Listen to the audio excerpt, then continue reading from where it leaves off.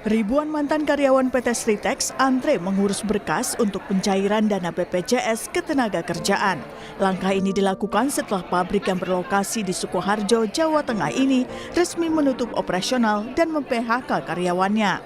Pencairan dana dilakukan karyawan untuk berbagai keperluan, seperti modal usaha dan kebutuhan sehari-hari sembari mencari pekerjaan lain. Melengkapi berkas buat BPJS pencairan. Berkasnya dilengkapi apa aja nih Pak? Yang dilengkapi itu tadi NPK, terus buku peserta BPJS, terus KTP, KK, sama buku rekening. Terus nanti untuk pencairannya udah tahu kapan gitu? Ini belum diberi tahu infonya, kita diberi info gitu katanya. Nah, nanti Mengharapkan pesangon dan pencairan BPJS juga dialami buruh PT Danbi Internasional. Pabrik bulu mata di Garut, Jawa Barat ini dinyatakan pilot dan ditutup bulan lalu. Namun mirisnya buruh belum mendapatkan kejelasan soal pesangon dan BPJS. Bahkan mereka mengaku belum mendapatkan gaji bulan terakhir bekerja. Sebagai bentuk protes, buruh dan serikat pekerja memilih bertahan di tenda sampai adanya kesepakatan dan solusi. Yang dilakukan oleh karyawan meminta kejelasan kepada pihak perusahaan dan meminta bantuan kepada pemerintahan Kabupaten Garut untuk kejelasan hak-hak kami sebagai karyawan, yaitu pesangon dan uang BPJS belum jelas kepada kami. Belum ada sampai sekarang, kami justru menunggu itu semua, karena apalagi ini udah masuk bulan Ramadan ke-1 ya Pak. Kami butuh kebutuhan Ramadan itu bukan yang kebutuhan yang sepele gitu. Benar di rumah, apalagi kita itu gaji yang tanggal 20 juga, kita juga belum menerima apapun. Gelombang PHK kini tengah menerjang sejumlah industri di tanah air. Masalah keuangan perusahaan hingga kondisi internasional yang menjadi pangsa pasar menjadi penyebab. Seperti yang dialami PT Yamaha Musik Indonesia yang mem-PHK lebih dari 1.000 karyawannya dan berhenti beroperasi tahun ini setelah menutup 2 pabrik yang terletak di Cikarang dan Pulau Gadung. Apa asbabnya? Memang hasil produk mereka ini ekspor terbesarnya itu ke Ukraina dan ke Rusia. Gitu. Nah, kita tahu kan di sana kan sekarang sedang berperang, ya. Nah, jadi itu alasan utamanya ya. PHK sudah dipastikan beririsan dengan urusan pesangon dan BPJS Ketenagakerjaan. Pemerintah pun diharapkan hadir untuk memastikan hak buruh terpenuhi. Wakil Menteri Ketenagakerjaan Immanuel Ebenezer bilang pemerintah dipastikan hadir untuk itu. Kita tidak bisa larut dengan situasi yang sangat emosional seperti ini, tapi kita harus punya tindakan-tindakan yang rasional. Pertama, kita melakukan misalnya kayak menjamin hak-hak buruh terkait misalnya pesangon. Ya. Kedua, hak mereka untuk mendapatkan jaminan kehilangan pekerjaan JKP. Kedua, kita juga harus menjamin mereka mendapatkan JHT, jaminan hari tua. Nah, hal-hal itu yang sudah kita upayakan. THR juga termasuk ya? Nah, THR menjadi bagian tuntutan yang dilakukan oleh kawan-kawan serikat pekerja di sana. Nah, kita tidak tutup mata soal itu. Ya. Negara tetap hadir. Nah, ini kan problem hukum yang terkadang publik tidak tahu. Ini problem hukum yang nggak mungkin kita masuk wilayah itu. Lalu, bisakah janji pemerintah dipegang?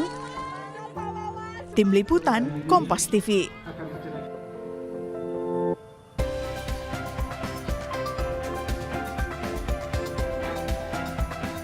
Saudara, gelombang PHK tengah terjadi di tanah air. Ribuan pekerja harus kehilangan mata pencaharian. Di tengah kondisi tersebut, ada hal yang harus dipastikan, yakni pesangon dan pencairan BPJS Ketenagakerjaan dan juga kesempatan mendapatkan pekerjaan baru.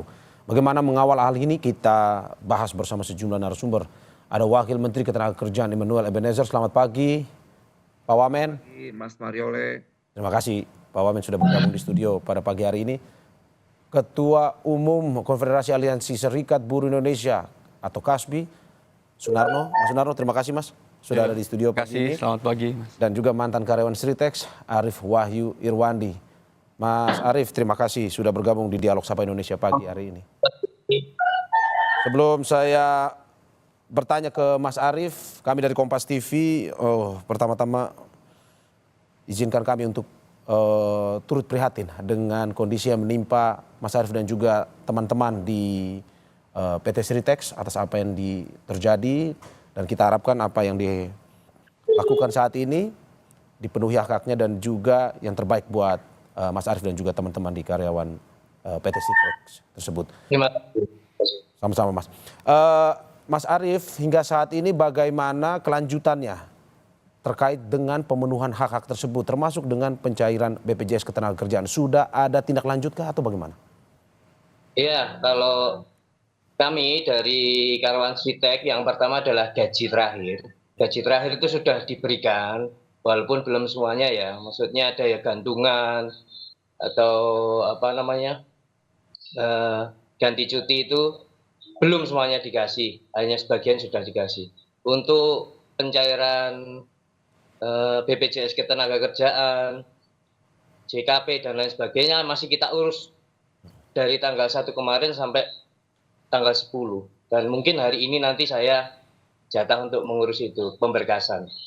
Oke, kalau sesuai dengan Undang-Undang Cipta Kerja kan ada 3 tuh Mas. Ada uang pesangon, uang penghargaan masa kerja, dan juga uang penggantian hak kerja. Apakah memang itu pada saat Anda mengurus juga disebutkan pada akhirnya nanti diberikan kepada Anda? Ya, itu kemarin dari pemerintah, dari Departemen Tenaga Kerja menjamin pada kita, buruh Sritex, itu dari 3 itu akan diperjuangkan, gitu, diperjuangkan, dan sudah pasti di ACC sama tim kurator. Saya dengar seperti itu. Oke, kalau dari BPJS Ketenagakerjaan sendiri, apakah memang ada rentang waktu berapa lama dalam arti bahwa pencariannya? Apakah memang dalam waktu dekat mungkin sebulan atau bisa lebih? Kalau janji dari yang pihak yang berwenang kemarin, BPJS Ketenagakerjaan kayaknya tidak sampai 1 bulan mungkin bisa dicairkan. Kemungkinan pertengahan Maret kita bisa mendapatkan hak kita untuk BPJS Ketenagakerjaan. Oke, berarti sebelum 1 bulan ini di pertengahan Maret sudah akan langsung dicairkan ya Mas ya? Ya. Oke. Janji pemerintah itu. Oke, dalam waktu hingga dari saat ini hingga nanti masa pencairan, bagaimana Anda dan juga mungkin cerita teman-teman di karyawan Sritex sendiri mencoba menghidupi sehari-hari ini sambil menunggu pencairan dari BPJS Ketenagakerjaan? Ya, banyak dari kami yang sementara ini istilahnya ikut bekerja lepas lah, sebagai buruh proyek, sebagai pekerja di pasar, banyak lah. Sebenarnya istilahnya banyak dari kita yang punya inisiatif ke arah situ, tapi juga banyak juga dari teman-teman kita yang mohon maaf sudah umurnya di atas rata-rata, ya tinggal menunggu saja, atau kita masih berharap, kita masih yakin bahwa nantinya Sritex itu bisa bangkit gitu loh, bisa buka lagi. Sebenarnya terbesit dalam hati kita itu Sritex itu bisa, Sritex itu mampu seperti itu. Cuma kita masih menunggu, kebanyakan dari teman-teman seperti itu. Masih tersimpan harapan dalam hati Anda bahwa suatu saat Anda akan kembali menginjakkan kaki di Sritex lagi? Saya yakin mampu untuk bangkit. Apa yang membuat Anda dan mungkin teman-teman karyawan mantan PT Sritex yang akhirnya membuat yakin? Ya, kita kan setiap hari bertemu, melihat bagaimana sumber daya yang ada di Sritex itu, mulai dari mesin, mulai dari sumber tenaga kerjanya, itu bahan bakunya sebenarnya semuanya tersedia. Saya yakin Bapak Immanuel Ebenezer juga tahu itu, kondisi itu sebenarnya. Jadi saya yakin sekali nanti suatu saat dengan pemilik yang baru atau yang di mana, atau dengan investor asing yang lain, saya yakin mampu bangkit Sritex. Itu Mas. Rindu dengan kondisi ataupun keadaan kerja di Sritex, Mas? Pasti, pasti. Semua sudah seperti keluarga, Pak. Masih saling berkomunikasi sampai saat ini, menanyakan kabar ataupun kondisi? Masih, memang sampai saat ini kami selalu berhubungan dalam satu grup ya. Jadi dari banyak grup mengkomunikasikan tentang lowongan pekerjaan, kegiatan sehari-hari, kemudian informasi dari perusahaan tentang jadwal pengurusan, berkas-berkas seperti itu komunikasi masih tetap berjalan. Ada cerita miris apa mungkin yang bisa Anda bagikan kepada kita, dalam arti bahwa seperti tadi Anda bilang ada yang umurnya sudah atas Anda. Kalau sih Ya, kita sedih ya, kita di PHK ketika menjelang bulan Ramadan. Otomatis kita mempersiapkan untuk persiapan Lebaran. Itu banyak sekali dari rekan-rekan kita yang mau menikah nantinya di setelah Lebaran. Ada teman-teman yang anaknya masih kecil-kecil, butuh biaya sekolah, butuh semuanya lah. Sedangkan di bulan ini dipastikan kebutuhan pokok itu pasti ada kenaikan. Kebutuhan misalnya apa untuk sandang itu pasti ada kenaikan, dan itu dibutuhkan untuk Lebaran nanti, hari raya nanti gitu. Jadi nggak cuma saya, semuanya pasti mengalami itu, sedih itu. seberapa terdampak di keluarga Anda, dalam arti bahwa ini ada PHK terjadi, walaupun memang pada pertengahan bulan nanti akan ada BPJS Ketenagakerjaan akan mencairkan itu, tapi seberapa terdampak di keluarga Anda selama sisa-sisa hari ini menunggu pencairan? Ya, kalau di keluarga kami sudah dari 4 bulan yang lalu kita sudah mempersiapkan diri untuk hal yang terburuk. Jadi kemungkinan nggak terlalu terdampak. Ya. Kita sudah mempersiapkan semuanya. Jadi sudah. Tapi banyak dari teman-teman kan yang belum siap dengan ini. Gitu. Oke, saya ke Pak Wamen. Pak Wamen, bagaimana melihat bahwa ini tindak lanjutan? Tadi Mas Arief sendiri sudah mengatakan bahwa para pekerja menunggu hingga pertengahan bulan Maret, bahwa sudah ada janji dari BPJS Ketenagakerjaan untuk mencairkan apapun yang menjadi hak dari para pekerja atau mantan pekerja di Sritex tersebut. Bagaimana pemerintah mengawal ini agar betul harapan di tengah bulan ini mereka bisa akhirnya mendapatkan apa yang menjadi hak mereka, Pak Wamen? Ya, pertama-tama ya kita turut prihatin dulu ya dengan kejadian yang menimpa kawan-kawan pekerja atau buruh Sritex. Yang pasti pemerintah kan tidak tinggal diam. Itu kedua, ketiga, soal menjamin hak-hak kawan-kawan buruh dan pekerja Sritex itu sudah menjadi prioritas kita, dan itu sudah di atas meja kita. Dan itu kita lakukan tidak dengan diam dan apa. Banyak sekali tindakan-tindakan sudah kita lakukan, dan Mas Arief ini ngerti sekali lah bagaimana apa yang sudah kita lakukan ke Sritex. Sebelumnya kawan-kawan Sritex ini kan berapa bulan yang lalu di PHK, tapi saya hadir di sana untuk menghold supaya tidak terjadinya PHK, dan itu terjadi. Nah kemudian ada PHK yang dilakukan kurator, itu bukan domain saya lagi, karena itu domain hukum, menjadi keputusan hukum. Nah semoga aja hari ini atau 2 hari ke depan ada kabar baik buat kawan-kawan pekerja Sritex ya. Kita nggak mau duka ini tetap terselimuti oleh kawan-kawan Sritex, dan kita punya optimisme lah. Karena gini, beda nih Kak, ini buruh Sritex dengan buruh-buruh yang lain ya. Mereka di Sritex itu jiwa patriotismenya itu tinggi sekali. Saya ngerasain atmosfer itu, kayak Mas Arief. Jadi mereka tuh secara emosional antara perusahaan, owner dan buruh itu seperti emang keluarga besar, itu beda banget ya, benar. Jadi nuansa emosional itu benar-benar ada di Sritex itu. Makanya mereka merasa kehilangan rumah kedua mereka, mungkin menurut saya. Mereka merasa kehilangan. Jadi wajar ketika kawan-kawan itu nangis dan sebagainya.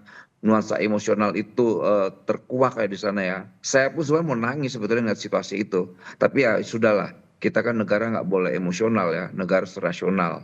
Makanya kita melakukan upaya-upaya, tindakan-tindakan yang menjadi kewenangan saya sebagai Kementerian Tenaga Kerja. Jadi upaya-upaya itu misalnya terkait hak mereka untuk mendapatkan pesangon, kita pantau, kita lihat. Kedua, hak mereka untuk mendapatkan program jaminan kehilangan pekerjaan. Ketiga adalah program JHT, jaringan hari tua, jaminan hari tua, dan semua itu kita lakukan. Dan Mas Arief ngerasain kok, kita langsung perintah itu dinas, dan saya bilang pantau, nggak bisa tidak. Mas Arief tahu banget lah bagaimana saya melakukan upaya-upaya maksimal ke kawan-kawan buruh Sritex. Makanya saya kaget orang-orang di luar sana kok teriak-teriak, mereka nggak tahu realita itu di dalam. Yang tahu itu kawan-kawan buruh, serikat pekerja, dan kita. Makanya saya heran kenapa yang ngamuk-ngamuk orang di luar Sritex. Kawan-kawan Seritek kayak enggak, mereka sadar, mereka memaklumi dan mereka memahami situasi itu. Gitu. Jadi ya sekali lagi Mas Arief, salam hormat saya buat kawan-kawan buruh Seritek. Memang situasi ini memang tidak bisa dihindarkan. Tapi apapun itu ya negara tetap harus hadir. Negara harus hadir di tengah-tengah kegelisahan ini. Makanya kita selalu menyampaikan bahwa kita harus menjamin hak-hak kawan-kawan pekerja itu. Terkait apa? Hak mereka, hak mendapatkan pesangon. Hak apa lagi? Hak mendapatkan program-program dari pemerintah.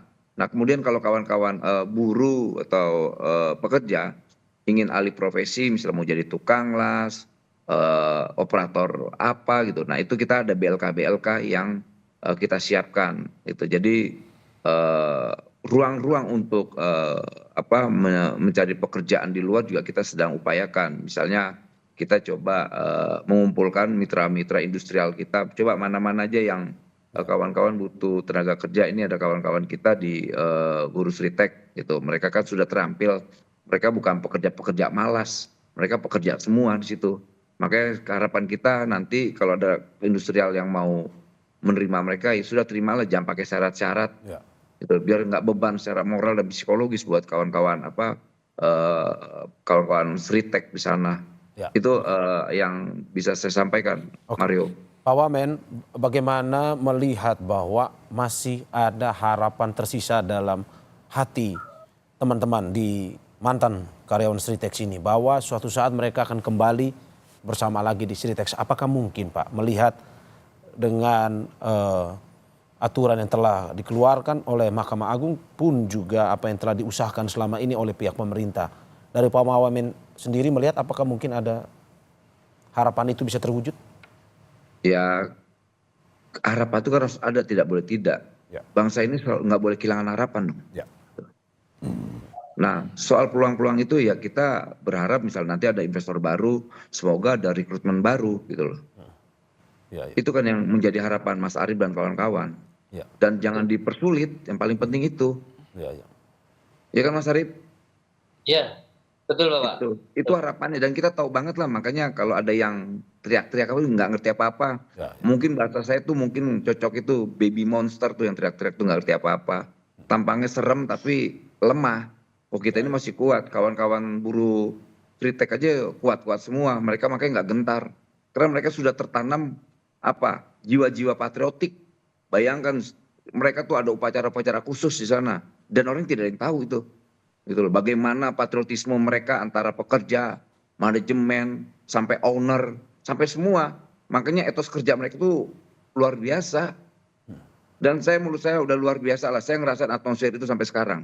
Makanya saya selain ada rasa duka ya saya menghormati semangat kawan-kawan buruh Sritek. Mereka bukan orang-orang lemah, mereka orang-orang tegar dan kuat. Ya, oke. Saya ke Mas Sunarno dari Kasbi. Mas Sunarno, bagaimana melihat tragedi menimpa para karyawan di Sritex? Pun juga pemerintah sampai saat ini terus mengupayakan bagaimana pemenuhan hak-hak yang harus mereka dapatkan.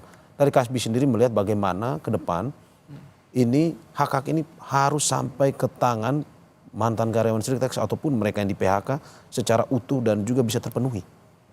Ya, terima kasih Mas.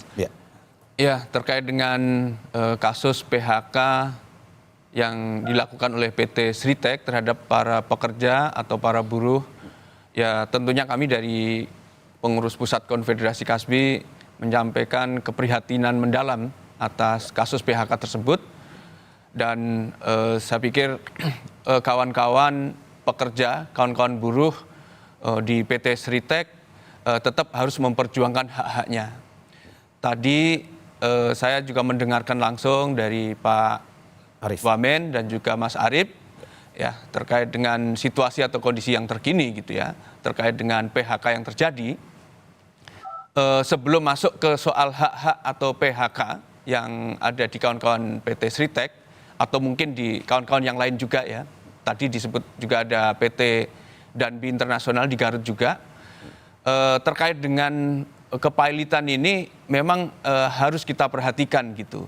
Karena kan kalau kita bicara aturan undang-undang misalnya pasca putusan MK 68 ya Undang-Undang Cipta Kerja yang kemarin seharusnya memang terkait dengan PHK ini harus ada upaya pencegahan ya dari pihak serikat pekerja, dari pihak pengusaha dan juga dari pihak pemerintah sendiri gitu.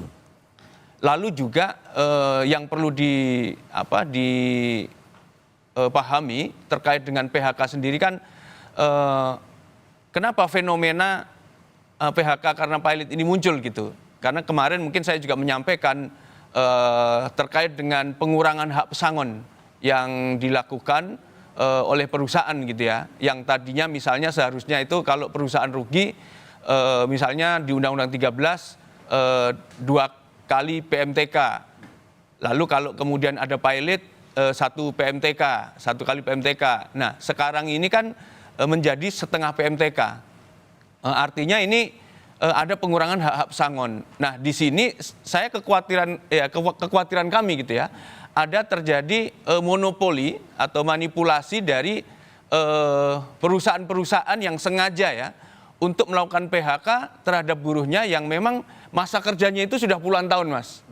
Jadi ini kan selisihnya kan sangat banyak gitu ya kalau terjadi PHK. Maka kami juga masih belum clear soal kepailitan ini, apakah benar kepailitan ini palit yang serius yang memang itu dengan situasi perusahaan gitu ya, karena rugi dan lain sebagainya gitu, atau ada skenario gitu ya sengaja untuk tadi mengurangi hak-hak pesangon teman-teman buruh tadi dengan memanfaatkan Undang-Undang Cipta Kerja, dalam hal ini PP 35 tahun 2021, Mas. Oke, tapi kan sudah ada putusan MA sebenarnya menyatakan bahwa kalau Sritex kasusnya, contoh kasusnya itu memang sudah pilot. Dalam arti bahwa Anda melihat masih ada permainan seperti itu atau seperti apa sebenarnya? Ya, justru karena di Sritex ini kan ini perusahaan tekstil terbesar ya, bisa dikatakan terbesar dan karyawannya puluhan ribu gitu ya. Yang kita khawatirkan ini kalau dari kita, dari serikat pekerja, dari pemerintah enggak melihat kasus ini lebih dalam, ya khawatirnya ini jadi tren juga nih bagi perusahaan-perusahaan yang lain gitu. Nanti tiba-tiba muncul perusahaan ada dipilotkan gitu dari pihak biasanya itu perusahaan-perusahaan suppliernya atau vendor-vendor gitu, Mas. Nah, ini yang saya khawatirkan. Makanya saya juga meminta kepada Pak Wamen agar proses ini benar-benar diawasi gitu. Ya jangan sampai nanti justru teman-teman pekerja ini justru dikorbankan gitu. Karena kalau di sini ya, misalnya tanggung jawab PHK itu setelah dipilotkan itu kan jadi masalahnya itu kan ada di kurator, Mas. Ya. Nah, nanti itu sudah kan bukan di perusahaan awalnya lagi ya? Bukan. Dia sudah diserahkan ke kurator ya? Dengan kurator, lalu nanti kan ada lelang perusahaan ya kan, harus dijual tuh. Nah, kita kan juga nggak tahu nanti apakah hak pesangonnya itu bisa dicukupi dari hasil penjualan dari asetnya tadi gitu. Nah, ini kan juga yang saya khawatirkan dari proses ini tadi disampaikan oleh Pak Wamen, dengan proses pengawalan ini ya memang harus ketat gitu. Dari pemerintahan daerah ya, misalnya di Snaker Kabupaten Sukoharjo, Bupati, lalu juga dari Gubernur Jawa Tengah. Ya, harus lebih intens lagi untuk memastikan dari hak-hak teman-teman buruh ini. Ya tidak hanya Sritex, tetapi memang dari Kasbi sendiri melihat bahwa seluruh perusahaan yang akhirnya mem-PHK-kan karyawannya ini yang pada akhirnya terus menjadi tanda tanya ya, Mas? Betul. Jadi bukan hanya Sritex, ada di Garut, ada di PT Danbi, ada juga di PT Bapintri, dan juga ada di Kalimantan Barat itu PT Duta Palma di Sambas. Ya, oke. Oke, saya ke Pak Wamen. Pak Wamen, bagaimana mengawal apa yang dikhawatirkan oleh Kasbi ini, di mana saat ini untuk terkait dengan pesangon dan segala macam sudah bukan di pihak perusahaan utamanya, tetapi di kurator, dan bagaimana kurator itu memenuhi hak-hak atau pemenuhan hak dari para karyawan tersebut sehingga mereka bisa mendapatkan seluruh hak sepenuhnya. Tapi jangan dijawab dulu Pak Wamen, kita saksikan usai jeda berikut. Saudara, sebelum kita lanjutkan dialog kita pada pagi hari ini, kami akan ajak Anda untuk memantau situasi terkini pasca pemutusan hubungan kerja karyawan PT Sritex yang kini tengah melengkapi berkas pencairan dana BPJS Ketenagakerjaan. Informasi terkini kita tanyakan langsung ke jurnalis Kompas TV Nikolaus Irawan yang sudah berada di Sukoharjo di Jawa Tengah. Selamat pagi Mas Niko.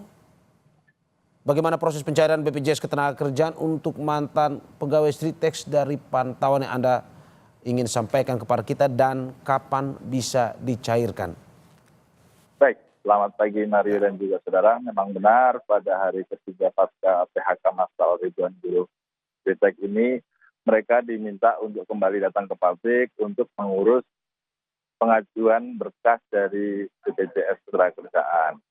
Nah, untuk hari ini yang dijadwalkan pada pukul 8.30 nanti diundur menjadi pukul 10 pagi begitu. Nah, untuk proses pencairannya saat ini kita masih menunggu konfirmasi pihak yang bersangkutan, dan karyawan yang kami tanya hanya menjawab nanti akan diinfokan kemudian begitu, Mario.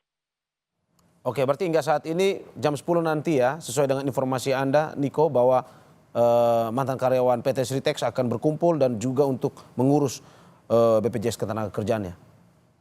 Ya, betul sekali. Nanti pukul 10 mereka baru akan berbondong-bondong datang ke pabrik untuk menyerahkan berkas-berkas yang diminta seperti NPK, buku peserta BPJS, kemudian fotokopi KK, fotokopi KTP, dan fotokopi buku tabungan.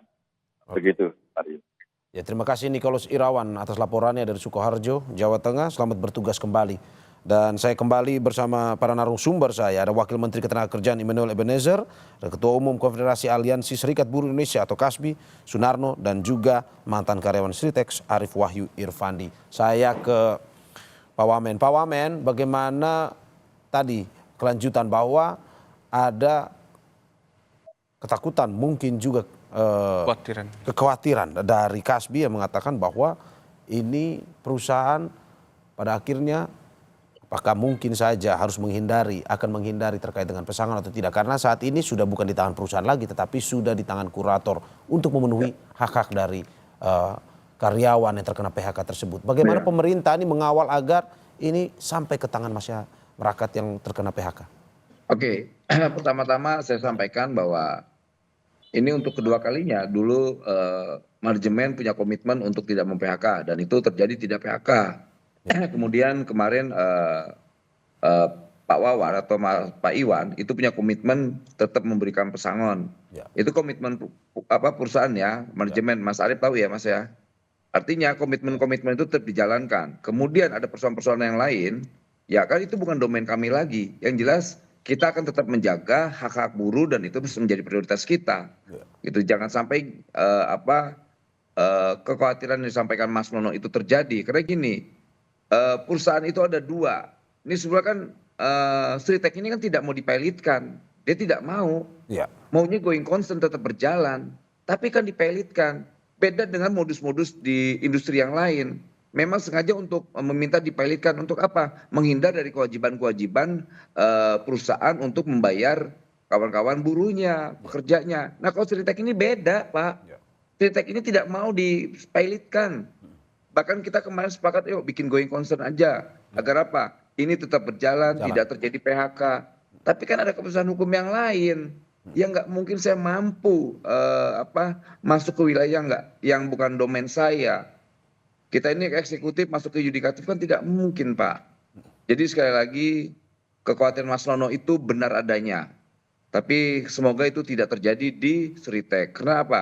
Semangat kawan-kawan Sritex, kita ini siapa sih mau PHK? Manajemen itu punya komitmen untuk tidak PHK. Negara juga, kawan-kawan buruh apalagi tidak mau, mereka tidak mau. Karena menurut saya PHK itu kayak sosok monster di telinga mereka. Itu. Dan kita kemarin itu meyakinkan untuk tidak ada terjadi itu. Tapi gimana? Kita sudah maksimal loh, kita sangat maksimal. Kawan-kawan Sritex tahu sekali. Nah sekarang ya tugas kita sebagai pemerintah coba mengawal hak-hak kawan-kawan buruh agar kekhawatiran yang disampaikan Mas Rono itu tidak terjadi. Karena pada umumnya itu yang terjadi. Contoh di Garut. Di Garut memang sengaja dipilotkan karena memang itu keinginan mungkin keinginan pengusahanya untuk apa? Menghindari kewajiban. Untuk apa? Terkait upah, terkait pesangon, terkait dan sebagainya. Maka ini beda kasusnya, Sritex ini paling beda di antara semua. Berarti Anda mau bilang bahwa walaupun ini ketakutan ini tidak terjadi di Sritex tapi memungkinkan terjadi di perusahaan-perusahaan lain seperti yang Pak Wamen bilang tadi ya? Sudah terjadi, banyak.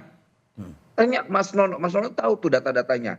Banyak di Tangerang, di mana Sukabumi, Bandung, di Jawa Tengah, itu terjadi. Itu terjadi, menghindari untuk kewajiban-kewajiban perusahaan terhadap kawan-kawan buruh banyak. Nah ini di Sritex beda. Oke, dan bagaimana pengawasan pemerintah, Pak Wamen? Dalam arti bahwa ini yang mungkin perusahaan-perusahaan yang memungkinkan terjadi untuk, dalam tanda kutip, mencoba untuk mempilotkan, untuk menghindar hak karyawannya.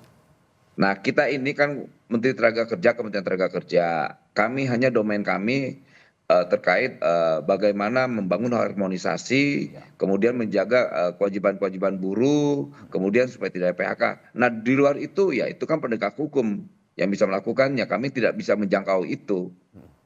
Oke, tapi data dan segala macam dari pihak kementerian pun juga sudah bekerja dengan aparat penegak hukum ya Pak? Ya semoga kita akan melakukan kolaborasi agar ke depan ini hal-hal yang seperti ini bisa kita meminimalisir lah. Karena kan nggak boleh juga di pemerintah aja. Nanti kita kan akan menggandeng kawan-kawan serikat pekerja atau serikat buruh. Kemudian apalagi hari ini kemarin ada beberapa bulan yang lalu institusi kepolisian kita buat namanya Desk Ketenagakerjaan. Jadi komitmen-komitmen antar lembaga ini sudah mulai membaik lah ya. Apalagi nanti ini kan saya ke Garut nih, ke PT Ultimate Nobel Indonesia. Di situ ada penerimaan sekitar 10.000 tenaga kerja. Dan saya semoga juga saya hadir di tempat-tempat kawan-kawan yang di PHK itu alis-alis itu apa tuh? Di tempatnya Mas Nono, basisnya Mas Nono ini. PT Danbi. Jadi apa Mas Nono? PT Danbi Internasional, Pak. Ya semoga saya bisa hadir di sana juga nemuin kawan-kawan pekerja. Itu. Saya ini selalu keliling ke kawan-kawan, belum langsung di mana itu di Pekalongan. Itu perusahaan dipilotkan dengan kuratornya. Kabur orangnya. Kasihan lihat kawan-kawan buruh yang nangis-nangis. Gitu. Jadi banyak banget persoalan buruh ini, tapi kan kita tidak tinggal diam. Kita tetap kerja, kita melakukan upaya-upaya yang maksimal. Gitu. Memang kita mampu melihat tetesan air mata buruh, nggak mampu Pak. Karena itu saudara saya semua. Itu saudara saya semua, gimana saya ngeliat saudara-saudara saya nangis. Sakit hati saya sebetulnya. Ini saya tegar-tegarin aja, saya bergaya aja nih tegar nih. Padahal hati saya tuh runtuh sebetulnya ngeliat kawan-kawan buruh nangis. Saya ngebayangin anaknya sekolah, anaknya makan, bayar kontrakan, belum lain-lain. Itulah persoalannya. Tapi nggak apa-apa, beban ini harus saya pikul. Saya nggak mundur sedikit pun. Sekali lagi saya bukan tipikal orang yang cengeng. Saya hadapin persoalan itu, beban itu saya hadapi. Saya yakin doa-doa buruh menyertai hidup saya. Oke, saya ke Mas Arief lagi. Mas Arief, ada usulan ataupun solusi dari pemerintah yang menyediakan lapangan kerja, ada 10.000 lebih lapangan kerja di Sukoharjo. Itu untuk membantu mantan karyawan Sritex yang terkena PHK. Dari Mas Arief maupun juga dengan teman-teman karyawan yang lain, apakah memang ini menjadi solusi jangka panjang pula untuk bisa menghidupi keluarga, ataupun ada solusi lain yang mungkin bisa ditawarkan ke Pak Wamen? Ya kalau dari kami ya, dari pekerja mantan ex-Sritex ya, yang utama adalah kita minta untuk realisasi masalah hak-hak kita dulu aja. Kalau istilahnya lowongan kerja yang baru, memang kita udah dapat info banyak sekali lowongan kerja yang dibuka di Sukoharjo. Tapi kembali lagi saya utarakan bahwa banyak dari kami yang saat ini usianya mungkin lebih dari apa yang dipersyaratkan atau syarat formal untuk masuk ke perusahaan tersebut gitu. Jadi saya minta diperhatikan juga untuk rekan-rekan ex-Sritex yang notabene umurnya sudah lebih dari 45 tahun lah seperti itu. Karena kebanyakan syarat masuk perusahaan biasanya 18 sampai ke 30 35. Di atas itu mungkin pengalaman ya, tapi yang utama kan yang sepuh-sepuh biasanya akan kesulitan, yang sudah berumur pasti kesulitan untuk ke arah situ, untuk masuk ke lowongan tersebut. Nah, saya minta untuk pemerintah juga yang berwenang lah untuk memperhatikan ke arah situ. Itu sangat sensitif sekali karena Sitek banyak sekali karyawan yang di PHK itu banyak sekali gitu loh. Dan kebanyakan umurnya memang sudah mohon maaf sudah sepuh gitu. Ya. Pak Wamen mungkin langsung bisa menjawab bahwa oke, salah satu sisi bagus untuk mereka yang masih bisa bekerja, tapi ada juga yang usianya sudah memang pada akhirnya membatasi mereka untuk bisa dalam jangka waktu yang panjang. Ya, di situ yang menjadi concern kita ya. Makanya nanti semoga dengan adanya investor baru ini tidak menghalangi dengan syarat-syarat yang berat itu. Karena kita tidak mau dibatasi soal umur. Pokoknya prinsipnya syaratnya harus dibuka seringan-ringannya. Misalnya mereka masih punya energi untuk bekerja. Gitu. Itu syaratnya. Jangan sampai umur 18 sampai 30. Kacau dong, kasihan dong yang umur 45 nggak bisa kerja. Umur 40 nggak bisa kerja, itu saya nggak mau. Itu ya nggak mungkin lah buka syarat umurnya 60 sampai 70. Ya tapi yang pasti yang masih produktif bekerja ya diterima. Ya saya coba untuk mengawal itu ya. Semoga ini bisa terlaksana lah. Karena gimana kasihan masa umur 45 nggak diterima padahal mereka masih punya kemampuan energi bekerja. Ini menurut saya nih membuat sesuatu yang secara sistematik membuat rakyat makin miskin, bukan makin sejahtera. Dan ini sistem yang menurut saya sistem yang jahat untuk rakyat lah. Jadi semoga Mas Arief, harapan-harapan kita berjuang lagi, jangan kita putus harapan. Harapan itu masih ada. Semoga dengan hadirnya saya sebelum saya dicopot atau saya dipecat, keberpihakan ini tetap saya dedikasikan untuk kawan-kawan buruh lah. Pak Wamen, Anda saya nggak akan mundur sedikit pun dari perjuangan saya. Pak Wamen, Anda lebih emosional pada pagi hari ini menceritakan terkait dengan karyawan Sritek dibandingkan wawancara-wawancara sebelumnya. Apa yang Anda ingin sampaikan bahwa mungkin Anda ingin melihat ya harus dibantu teman-teman di karyawan PT Sritek ini, tapi atau bagaimana? Ya gimana, sedih sekali Pak. Karena situasinya beda. Itu kan persoalan emosional yang mereka merasakan itu rumah mereka. Mereka bisa tertawa di situ, nangis di situ, makan di situ. Saya ngerasain atmosfer itu. Lantas tiba-tiba mereka di PHK, gimana rasanya? Yang nangis itu semua nangis Pak. Sedih saya juga. Malu saya lebih malu.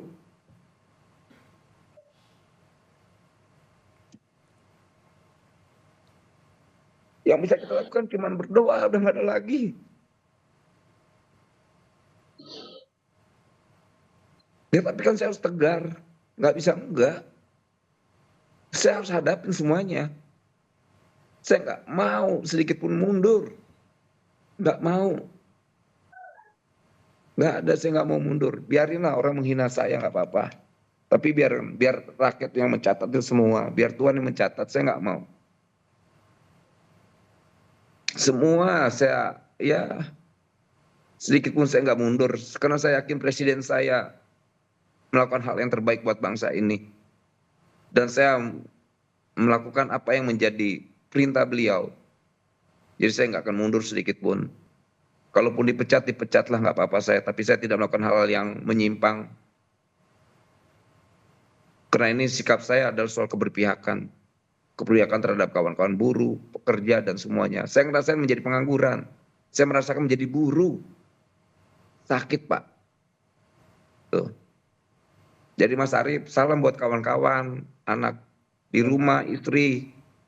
Ya saya mohon maaf sekali, saya tidak mampu menjangkau persoalan keputusan hukum yang dilakukan oleh kurator.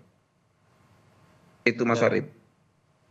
Terima kasih Pak. Saya mohon maaf sekali, Mohon maaf sekali saya. Ya Pak Arief, ini adalah sebuah kesempatan di mana Pak Arief juga bisa, walaupun Pak Wamen belum bisa ke sana, tapi ini adalah sebuah kesempatan dari Pak Arief dan juga teman-teman karyawan Sritek bisa memberikan atau masukan kepada Pak Wamen dan juga memberikan pernyataan langsung kepada Pak Wamen. Saya terakhir ke Mas Sunarno dari Kasbi. Mas Sunarno, bagaimana melihat ke depan apa yang solusi jangka pendeknya dari pemerintah kepada karyawan agar ini karyawan bisa terpenuhi, bisa kembali, dapur bisa ngebul, dan juga mereka bisa hidup walaupun pada akhirnya terkena PHK ini?